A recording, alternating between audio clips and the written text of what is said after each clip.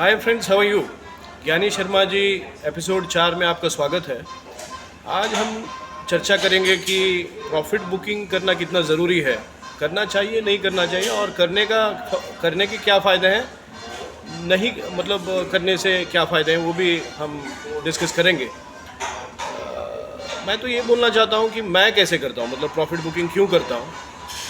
मैं तो 3 जगह प्रॉफिट बुकिंग का डिसीजन लेता हूँ। एक, जो जब जियोपॉलिटिकल टेंशन बहुत ज़्यादा बढ़ जाता है तो मुझे बहुत डर लगता है, क्योंकि बहुत लोगों को लगता है कि, बट लगना नहीं चाहिए, क्योंकि मैं बोलता हूँ कैपिटल मार्केट के नियम क्या है। कैपिटल, मेरा तो ये है मानना है, एक तो आपके पास कैपिटल होना चाहिए। 3 C's of capital market success according to me: capital, commitment, conviction. एक तो आपके पास कैपिटल होना चाहिए, दूसरा आपको वो कैपिटल को कमिट करना है, और तीसरा, एक बार कमिट करने के बाद आपके पास कन्विक्शन रहना चाहिए कि बने रहने का कन्विक्शन बहुत ज़रूरी होता है।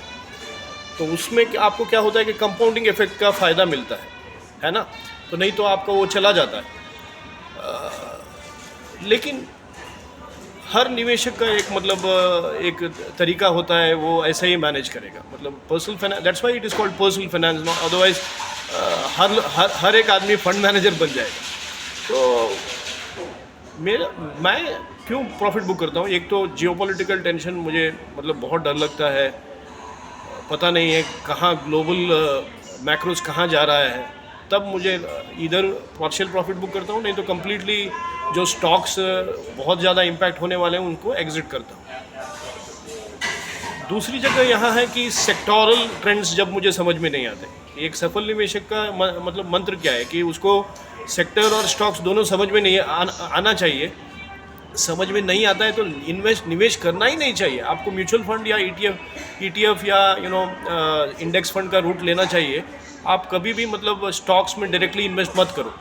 अगर आपको सेक्टर या तो स्टॉक के बारे में उतनी जानकारी नहीं है, आपके पास है तो भी आपको समझने में मुश्किल हो रहा है, तो आपको म्यूचुअल फंड का रूट ही लेना पड़ेगा। तो मैं जब भी मुझे लगता है कि सेक्टोरल ट्रेंड मुझे समझ में नहीं आता है, तब भी मैं पार्शियल या 100% प्रॉफिट बुकिंग का डिसीजन लेता हूँ। तीसरी जगह यह है कि जब कंपनी के फाइनेंशियल्स मुझे समझ में नहीं आते, कंपनी का टॉप मैनेजमेंट एग्जिट करता है, तब भी मुझे लगता है कि कंपनी कहाँ जा रही है यहाँ से। तो जब वो भी डर बना रहता है, तब भी मैं पार्शियल या 100% एग्जिट का डिसीजन लेता हूँ। तो मैंने रिसेंटली 56 स्टॉक्स में प्रॉफिट बुकिंग किया। तो मैं तो आपको 56 स्टॉक के नाम बोलना बहुत मुश्किल है। इसमें इनमें 30 स्टॉक का नाम बोलूँगा अभी इस शो में, इस एपिसोड में। इनमें से पहले 10 नाम ऐसे लूँगा जिन्होंने मुझे बहुत अच्छा प्रॉफिट दिया, और ये 10 स्टॉक में मैं अभी भी बना रहा हूँ। मैंने कंप्लीट एग्जिट नहीं किया। और बाकी के 30 स्टॉक्स भी मैं आपको 20 स्टॉक भी बताऊँगा। टोटल 30 स्टॉक्स का नाम दूंगा मैं आपको। तो कौन से स्टॉक्स हैं ये? जोमेटो में मैंने प्रॉफिट बुकिंग किया। कीपलिंग पॉइंट लेबोरेटरीज ने मुझे अच्छा प्रॉफिट दिया। एनबीसीसी में मैंने प्रॉफिट बुकिंग किया। टाटा पावर में मैंने प्रॉफिट बुकिंग किया। सिएंट लिमिटेड में मैंने प्रॉफिट बुकिंग किया। कैनरा बैंक में, coffee day enterprises cafe coffee day में, आईडीएफसी फर्स्ट बैंक में, आईसीआईसीआई सिक्योरिटीज़ में भी मैंने प्रॉफिट बुकिंग किया। ये टॉप 10 नेम्स हैं जिन्होंने मुझे अच्छा प्रॉफिट दिया। बाकी के 20 नाम कौन से हैं? मिश्र धातु निगम है, लेमन ट्री होटल्स है, मोतीलाल ओसवाल नैस्डैक 100 ईटीएफ में भी मैंने प्रॉफिट बुकिंग किया। जियो फाइनेंशियल सर्विसेज में मैंने प्रॉफिट बुकिंग किया। शैली इंजीनियरिंग में प्रॉफिट बुकिंग किया। पेटीएम में किया, एवेंटल में किया, ICICI Lombard, ICICI general insurance में किया। हालांकि ये बहुत अच्छा स्टॉक है लॉन्ग टर्म के लिए, है ना। कि एचडीएफसी सिल्वर ईटीएफ में किया। सिल्वर बहुत अच्छा है। सिल्वर में आज सिल्वर एक रॉ मटेरियल है, अभी अपना चिप मैन्युफैक्चरिंग इंडस्ट्री के लिए रॉ मटेरियल है ना। तो इसीलिए मैं सिल्वर में, it is not only a precious metal, it is also a commodity, very good commodity to bet on for very long time. लेकिन मैंने प्रॉफिट बुकिंग किया पार्शियल। एस्कॉट्स कुबोटा में मैंने एग्जिट किया। कैनरा बैंक, दालमिल लॉरी, बजाज होल्डिंग्स एंड इन्वेस्टमेंट जो holding companies हैं उनमें भी मैंने प्रॉफिट बुकिंग किया। HAL, BEL, bank of Baroda को एग्जिट किया मैंने।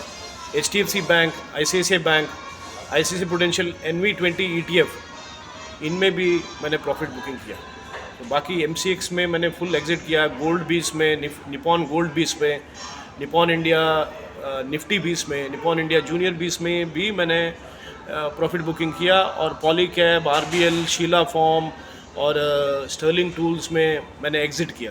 तो और भी नाम है, मतलब 56 नाम लेना बहुत मुश्किल है, 30 नाम से ज़्यादा दिया मैंने वैसे तो आपको, लेकिन ये ज़रूरी होता है। लेकिन क्या है मतलब प्रॉफिट बुकिंग के मतलब डीमेरिट्स क्या है? प्रॉफिट बुकिंग से ये है कि निवेश का नियम मैंने जैसे बताया था आपको पहले वीडियो में कि कंपाउंडिंग इफेक्ट चला जाता है। कंपाउंडिंग इफेक्ट जब चला जाता है, आपका वेल्थ मल्टीप्लाई नहीं होता है, आपको बहुत ज़्यादा मतलब लंबे अरसे तक आपको इंतज़ार करना पड़ेगा। और दूसरा है कि रीइन्वेस्टमेंट रेट रिस्क भी बढ़ जाता है। और रीइन्वेस्टमेंट रेट रिस्क मतलब आपको एक बार एग्जिट किया तो दूसरा मतलब वो ढूंढना पड़ेगा, कौन से स्टॉक में डालो, ETF में डालो, इंडेक्स फंड में डालो, वो रिसर्च करना है, उसमें बहुत सारा मतलब टाइम भी चला जाएगा और आपके पास वो मतलब वो रिटर्न भी, ये जो स्टॉक में आपको मिल सकता था वो भी चला जाएगा आपको। मतलब कंपाउंडिंग इफेक्ट गया तो सब कुछ गया, रीइन्वेस्टमेंट रिस्क भी बन जाता है। तो मतलब सोच समझ के जब भी आप स्टॉक या ETF या म्यूचुअल फंड और एनीथिंग यानी PMS को एग्जिट करते हो, डिसइन्वेस्टमेंट का डिसीजन, इन्वेस्टमेंट का डिसीजन जैसे इंपॉर्टेंट होता है, वैसे ही सेलिंग का डिसीजन, रिडम्पशन का डिसीजन, MF म्यूचुअल फंड है तो रिडम्पशन का डिसीजन, ETF है तो सेलिंग का डिसीजन, इंडेक्स फंड है तो रिडम्पशन का डिसीजन लेते हुए बहुत सोच समझ के आपको वो डिसीजन लेना पड़ता है कि मुझे ये करना चाहिए कि नहीं करना चाहिए। क्योंकि redemption, disinvestment decision is more important than investment decision. और इन्वेस्टमेंट को तो आपको बोलेंगे सब लोग आके कि कहाँ निवेश करना है, लेकिन कोई ये नहीं बोलेगा कब निकालना है पैसा। तो ये बहुत ज़रूरी है। मैंने आज मतलब मेरे कुछ नियम आपको बताए, मैंने कहाँ मैं प्रॉफिट बुक करता हूँ। दोस्तों, मैं समझता हूँ कि ये वीडियो आपके लिए मतलब बहुत फ़ायदेमंद होगा। और प्लीज़ आपके कमेंट्स मेरे साथ शेयर कीजिए। Comment directly also you can interact with me by sending your queries through DM. Thanks a lot. Thank you. बने रहिए।